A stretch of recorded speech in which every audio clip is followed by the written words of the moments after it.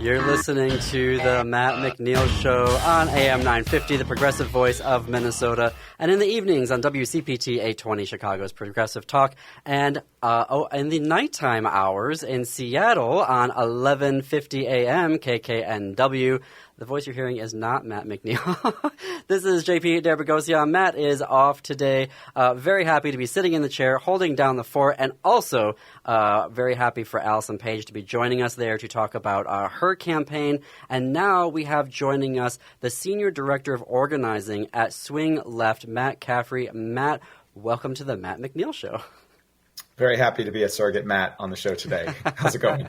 Going well. The theme of this episode, we're taking the opportunity to really highlight get out the vote efforts across the country because, as I said at the top of the show, I'm not hitting the panic button quite yet, but from my perspective, I'm definitely in that danger, Will Robinson phase where I'm feeling a little freaked out about where we're at, the state of the race. So I wanted to ask you, as the senior director at Swing Forward, what is your take on the race right now and where we're at? Thank you so much for the question. And, I think it is undeniable that we are in an extremely close and competitive race. But what I want to make sure everybody at home thinks about is that every time you hear a pollster or a journalist say that a race is within the margin of error, just translate that in your head to that the race is within the margin of effort. And if we do the work we need to do, we can win this election. We know that is the case. We've lived this before. Swing Left started in 2017. We saw the Herculean effort to win back the House in 2018, to elect Joe Biden and defeat Donald Trump in 2020. We came within a hair's breadth of holding the House in 2022, but held the Senate. And we are not going back. We are seeing volunteer energy across the country that is absolutely bonkers. Millions of letters written, hundreds of thousands of doors knocked through Swing Left. I know millions across the progressive ecosystem, phone calls, texts, postcards, like the whole gamut, right? And those are the numbers I care about much more than any given poll. I'm a little weary of polls. I'm wary of them as well. We've seen over and over again it's a little bit like astrology, and I'm sort of tired of having my emotional well-being governed by guesswork. And so I choose to focus instead on the number of doors knocked and the number of letters written and the number of calls made, because I think that, look, in 2020, Joe Biden won a pretty commanding victory, and yet still 1/3 of voters did not vote. We had historic voter turnout, and yet 1/3 of voters did not vote. And what we know is that conversations with voters, especially face-to-face conversations at their door, can substantially increase their likelihood to vote. So look, nobody really knows what's going to happen in this election. The polls make us crazy. Turn off the polling, turn off the news, and go knock some doors. Even if you have to drive an hour and a half to get to a competitive district, it's worth it because it will make you feel so much better. I thank you for saying that, because I feel like I can't even turn on the news anymore because there's always a daily poll that, and I just feel like, in the span of 90 seconds, I can go from, oh, we got this, to I'm leaving the country. And it's just like, it's becoming emotionally exhausting to do that. So first of all, I just want to thank you for margin of effort. And for those folks who are feeling that, the yo-yos and the franticness of the polling and the news media coverage of it, can you take us through tangible things? Because I think that is something when people are freaking out to me, and when I'm freaking out to myself, I'm like, okay, what can I do today? I'm a big writer, so like I'm adopting letter writing through Vote Forward. We're going to be talking about that later in the show. But you're saying that door knocking can be very, very effectual, maybe one of the most things that people can do. So walk us through being able to do something and how that can calm us down. But how can folks specifically get involved with Swing Left?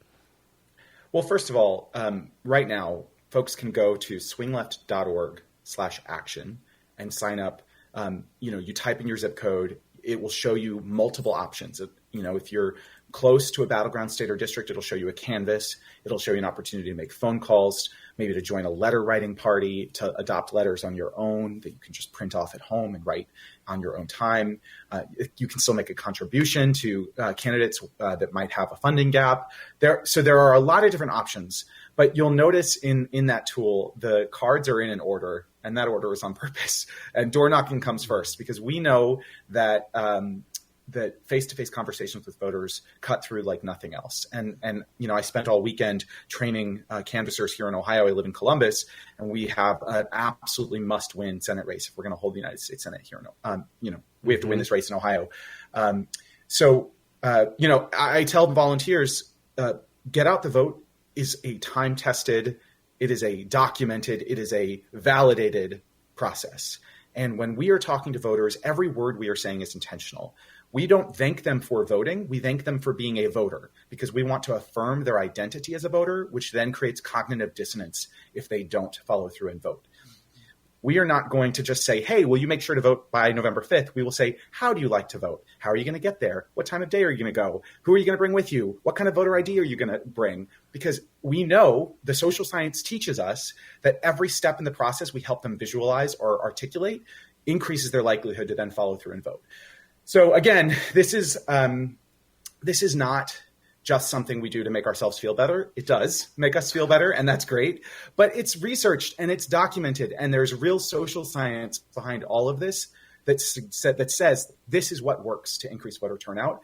And folks should really feel confident that if they go to that website, swingleft.org/action, and pick one of those actions, they know that what they are doing will be meaningful, and it will be for a race that is competitive, where this kind of organizing can make up that difference. If it's going to be a 10-point race, nothing any of us collectively can do will make all that big a difference, because 10-point races you can't really swing with our field efforts.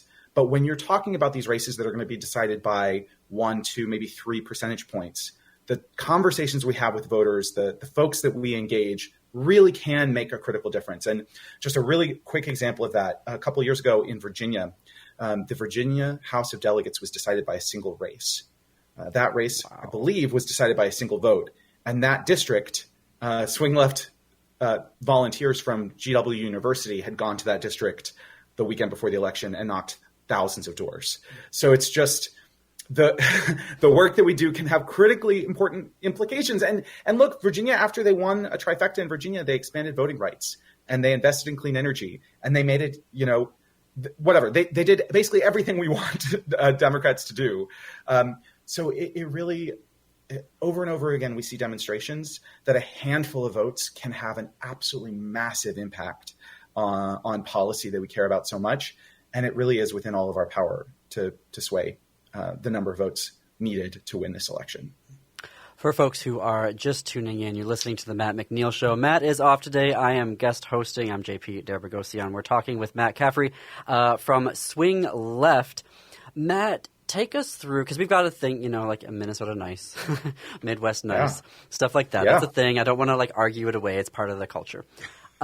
Can you give us what the actual visceral experience is of because we know the research is backs up what and you know that research backs up what you're talking about here, and we want people to go and do it. But there's always, I think, this feeling when I talk to people about door knocking about, well, I don't want to get in and have someone start yelling at me, or I don't know, I'm going to feel like I'm going to get all flustered and I have to know all the data points about something, or, what happens if, they've got a gun or something, you know what I mean? There's all these things that people have of there's this fear, right? Sometimes maybe it's irrational. I'm not quite sure.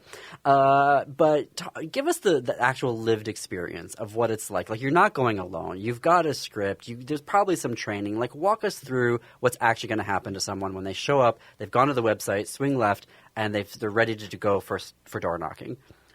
I'm so glad you asked. So yes, first of all, remember that we are trying to talk to people we believe are extremely likely to vote for us if they were to vote. We're not going to talk to your MAGA uncle. That's not the goal. In fact, we want to have as little interaction with MAGA voters as humanly possible, because we know, again, the research shows us that if we do talk to them, they're more likely to vote, and that's exactly the opposite of what we want. So we are going and looking for people who are, pretty much on our team already. We might get some folks who are undecided. We might even, no data is perfect. You might occasionally run into a Republican. But if you do, you just say, hey, thanks so much for your time. Have a good day. And you move on. And when you do find somebody undecided, you can have a brief, open-ended, non-judgmental conversation. You're not preaching to them. You don't have to be a policy expert. You just want to make a little bit of a connection with them, find some shared value, and then link it back to your candidate. And you can do that in just a couple of minutes, and it's nothing to be afraid of, because your own personal motivations for supporting the candidate can be really, really compelling to the person you're talking to. But the vast majority of the time, we're not doing any of that. All we're doing is saying, oh, I'm so glad you're supporting Senator Brown as well. How do you normally like to vote? And we're just having a really easy conversation about their voting preferences and helping them literally envision the process of voting. So just one thing on the Midwest Nice, I feel that as an Ohioan, some of the scripts will ask you to confirm that the person at the door is who we're looking for before you introduce yourself. I always train people to flip that. It's like we're Midwesterners. We introduce ourselves first and ask who they are second. I get that. But again, just remember, we're not soliciting. We're not asking people for a favor. We're not challenging people or anything. We are inviting people to be a part of our democracy. And fundamentally, we are thanking them, again, for being a voter. We're trying to affirm that identity in them. These conversations are really friendly. We had a bus from New York to Pennsylvania over the weekend, and I was reading through the responses from the passengers. And to every single person who wrote about their experience just raved about how positive it was and the great conversations they had and how friendly everyone was to them. And they're all planning to come back, which just makes me really, really happy as an organizer. But, the other thing is Kamala Harris has brought a lot of joy into this race. So if you're out knocking doors right now, the voters are really excited to vote for Kamala Harris. And they're feeling, this is very different than if you knock doors like I did in 2022 when the world felt pretty bleak. This is feeling really good. So again, if you're a little bit more shy, if you're a little bit more introverted, if you're a little unsure, know that you will be trained. You will have support. You will be engaging friendly voters. You will have a script. You don't have to know everything. Your own personal reasons for wanting to volunteer are really powerful, for voters to hear. And yeah, if you want to go with a partner, you can. You can get paired up at a staging location, or you can bring a friend. That's even better. And really, people who walk away from doing this just rave about the experience that they're having. And sometimes they are like, I didn't get to talk to that many people, but I'm still really glad I did it, right? There's nothing to be afraid of here.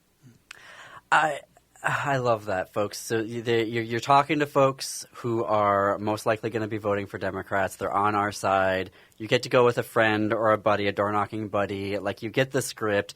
We need to be knocking on as many doors as possible. And you brought up 2022 and how it was feeling bleak. I'm curious, given the scope and the breadth of your wisdom and expertise in this organizing, how is this cycle stacking up towards the other ones? Because every single cycle kind of feels like this one's the end of the world, and then somehow it seems to get worse, and this next one, this is the end of the world, and it starts to become a little bit exhausting. So I'm curious, because you have data, you know how many, the quality of the conversations you're having, the quantity of the conversations. How is this election cycle kind of stacking up to those previous cycles of 2022 and 2020?